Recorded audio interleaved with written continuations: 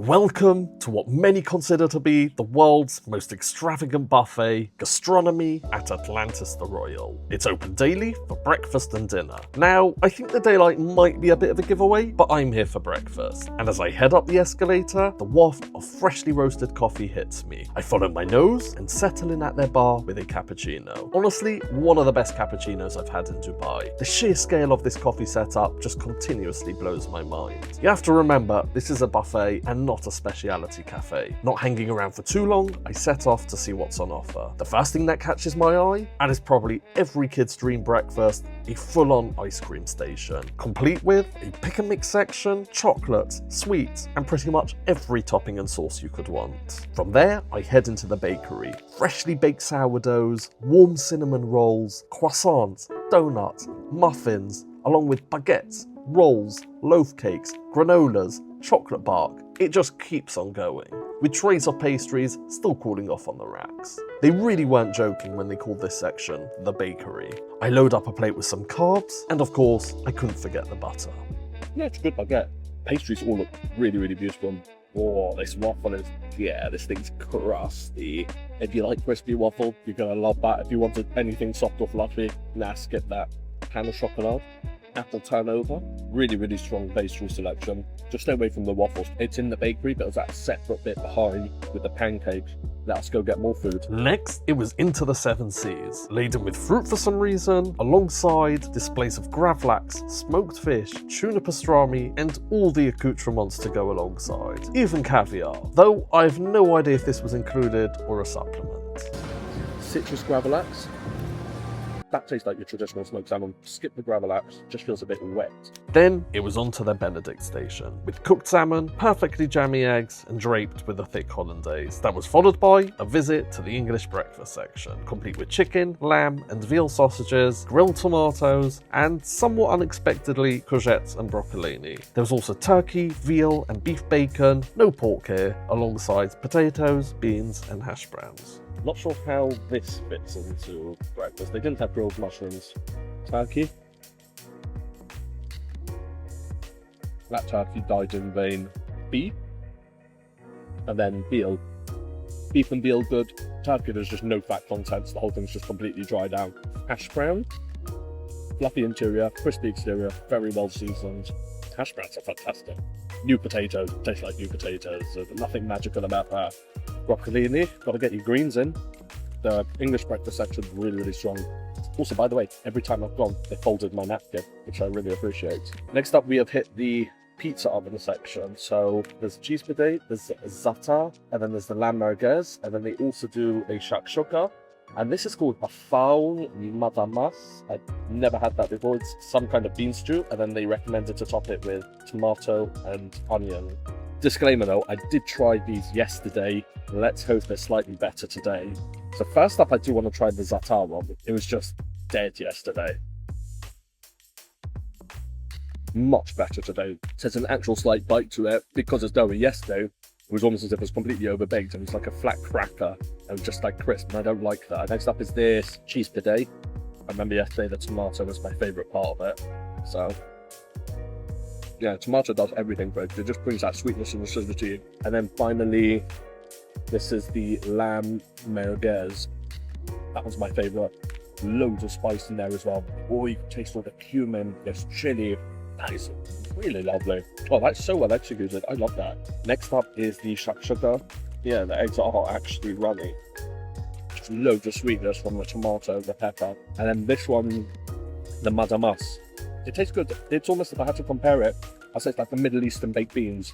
Time for a little cleanse, I head into their orchard, overlooked by their iconic mascot made entirely from fruit and vegetables. Here, you'll find incredible displays of fresh, vibrant ingredients, from a build-your-own salad bar to a literal wall of dressings, alongside a multitude of salad toppings and every kind of infused oils. And of course, being in the Middle East, there was no shortage of hummus, labneh, pickles, and salads. And naturally, this space wouldn't be complete without a fresh juice bar. Next up we have the beetroot hummus toast and the avocado toast. There was a slight misunderstanding, so yeah, I've gone entire half an avocado on my toast. Oh, this is good. because there's like caramelized onions, there's almonds, there's a bit of feta. I would say these are like pea shoots. The sourdough isn't it though. That's a shame. Then I mean, avocado toast is avocado toast. But they put it up. I'm quite surprised though, because I saw an entire rack of sourdoughs. Like they're making the bread in house. I don't know. Next. Off to their noodle bar, where the first stop were the hot dishes. There was garlic fried rice, Singapore fried bihun, alongside long beans with garlic and chili, a chicken rendang, and finally a nasi kuning. Chicken, amazing. If it was warmer. Temperatures of this whole section isn't great. I guess because people are opening and closing the pan lids and they're not being heated. And then next up is the noodle soup. Ooh. Chicken wonton. It's hearty, it's warming, with loads of spice. Okay, that's probably because I added it stuff, but I love my spice. Oh my god, yeah, this. Get one of these. Inside my bowl, rice noodles, chicken wontons, spring onions, bamboo shoots, plenty of mushrooms and napa cabbage, all swiftly cooked before a steaming beef broth was added in. When it came to the toppings, I opted for everything on offer, starting with fried garlic, crispy wontons, fried shallots, not one but 2 chili sauces, and finally a scattering of spring onions. Ooh, that is spicy.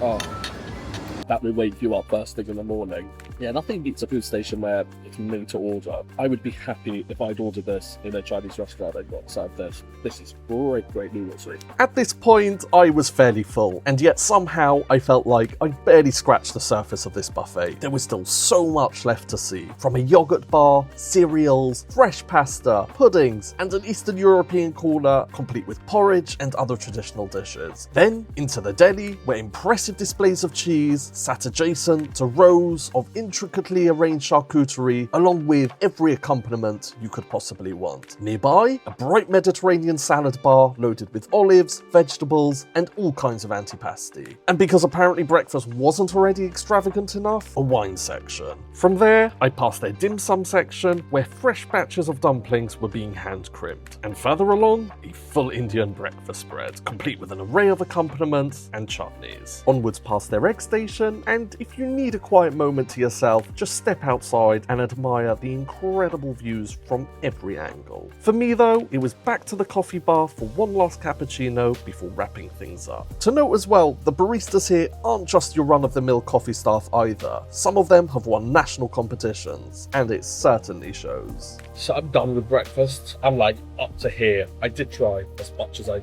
physically could. Unsurprisingly, the made-to-order items are the best. I also, when I was chatting to someone as well, he said the eggs here have done really well. For the most part, stuff really well executed, great flavours, presentation, incredible. If you are here, the noodle soup is fantastic, absolute must get. I mean, it's currently 9 o'clock. This space is massive, so it doesn't really feel busy. I know sometimes when you go down a bit later to hotel breakfast, it feels like you've got a queue for food and stuff like that. Not like that here at all. Everything's accessible, they're constantly refilling. See you in a bit, bye.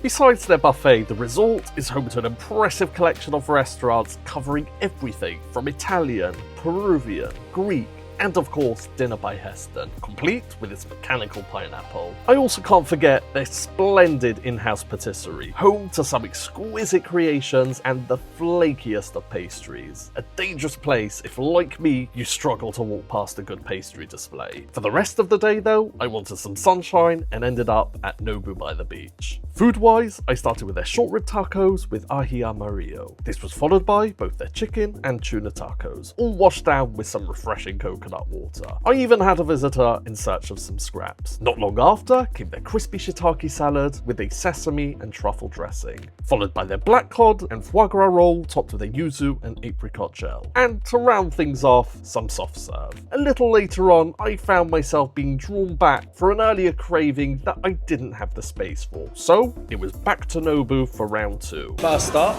beef tacos. Yeah, I love these. Can't get enough of them. Padron peppers with miso, followed by shiitake mushroom kushiyaki, grilled over charcoal and brushed with a spicy sauce. But the dish I really came back for was their wagyu sando, fluffy toasted chocopan with a thick slab of beef, served alongside chips and their homemade ketchup. With my craving satisfied, I was done for the night.